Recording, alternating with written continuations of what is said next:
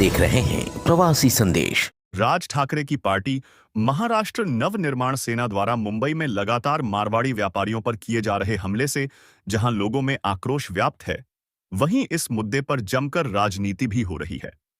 जब से राज ठाकरे के साथ उनके चचेरे भाई उद्धव ठाकरे के आने की चर्चा शुरू हुई, तभी से उनकी पार्टी के कार्यकर्ता काफी आक्रामक हो गए हैं और एक के बाद एक प्रवासी को निशाना बनाया जा रहा है। मीरा रोड में जोधपुर स्वीट्स के मालिक की पिटाई के बाद वर्ली में राजस्थानी समाज के बड़े कारोबारी सुशील केडिया के कार्यालय में तोड़फोड़ की गई। ये सभी वारदातें हिंदी भाषियों के मराठी न बोल पाने की वजह से हुई हैं। मुंबई का राजस्थानी समाज इस इंतजार में था कि उनके मुख्यमंत्री भजनलाल शर्मा महाराष्ट्र सरकार से बात करके इस तरह के हमले रोकने की मांग करेंगे, लेकिन ऐसा कुछ भी हुआ नहीं। इसी बीच निर्दलीय विधायक रविंद्र सिंह भाटी का एक लेटर सोशल मीडिया पर वायरल हुआ है, जो महाराष्ट्र के सीएम देवेंद्र फडणवीस के नाम पर लिखा गया है। इस पत्र के जरिए भाटी ने फडणवीस का ध्यान मुंबई में प्रवासियों के साथ हो रही हिंसक वारदातों की तरफ आकृष्ट कराया है। भाटी के अनुसार भारत का लोकतंत्र अनेकता में एकता का अनुपम उदाहरण प्रस्तुत करता है। हमारे संविधान का अनुच्छेद 15 यह सुनिश्चित करता है कि धर्म, जाति, लिंग, जन्मस्थान या भाषा के आधार पर किसी के साथ कोई भेदभाव न किया जाए। तो फिर महाराष्ट्र जैसे सांस्कृतिक रूप से समृद्ध और प्रगतिशील राज्य में कुछ असामाजिक तत्व गैर मराठी भाषी प्रवासी नागरिकों को कैसे निशाना बना रहे हैं? केवल मराठी भाषा नहीं बोलने के कारण दुर्व्यवहार की घटनाएं होना बिल्कुल दुर्भाग्यपूर्ण है।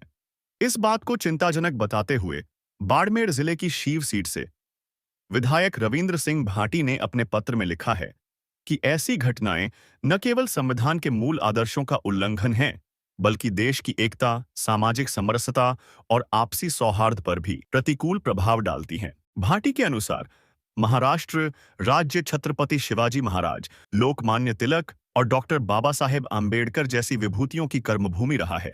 एक ऐसी भूमि जो हमेशा समावेशिता, प्रगतिशीलता और न्याय के आदर्शों की प्रतीक रही है। मराठी भाषा एवं संस्कृति निश्चित रूप से हमारी सांस्कृतिक धरोहर है और उनका संरक्षण करना हम सभी का कर्तव्य है। लेकिन यह संरक्षण दूसरों के अधिकारों का हनन करके नहीं हो सकता। भाषा हमें जोड़ने का माध्यम है, न कि बांटने का हथियार है। भाटी ने फडणवीस को लिखा, मैं स्वयं एक जनप्रतिनिधि के रूप में वर्षों से महाराष्ट्र की भूमि से आत्मीय जुड़ाव अनुभव करता आया हूं। मुझे यहाँ के मराठी भाइयों बहनों से हमेशा प्रेम और सम्मान मिला है, जो दर्शाता है कि यह राज्य कितनी उदार और समावेशी संस्कृति का प्रतिनिधित्व करता है।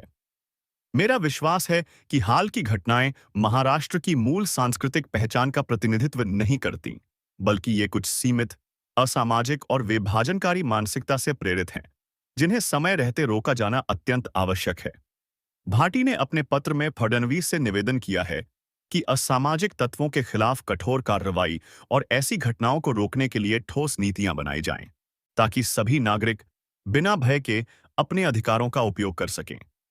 यह समय है कि हम संविधान की भावना को मजबूत करें और यह सुनिश्चित करें कि भारत की एकता और अखंडता पर कोई आंच न आए। महाराष्ट्र सरकार द्वारा इस बारे में कठोर और स्पष्ट नीति बनाई जाए तथा दोषियों के विरुद्ध तत्काल कार्रवाई सुनिश्चित की जाए, ताकि भविष्य में इस प्रकार की घटनाओं की पुनरावृत्ति न हो। आपको बता दें कि रविंद्र सिंह भाटी महाराष्ट्र के बाहर से ऐसे पहले नेता हैं जिन्होंने प्रवासियों के लिए आवाज उठाई है। अब इसके बाद उम्मीद जताई जा रही है कि दूसरे अन्य नेता भी इस मुद्दे पर आवाज उठाएंगे। फिलहाल एक के बाद एक हो रही इन हिंसक वारदातों से प्रवासी काफी डरे सहमे हुए हैं।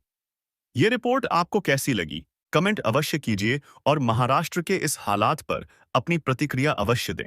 प्रवासी संदेश को लाइक करें, शेयर करें, कमेंट करें, सब्सक्राइब करें और बेल आइकन जरूर दबाएं।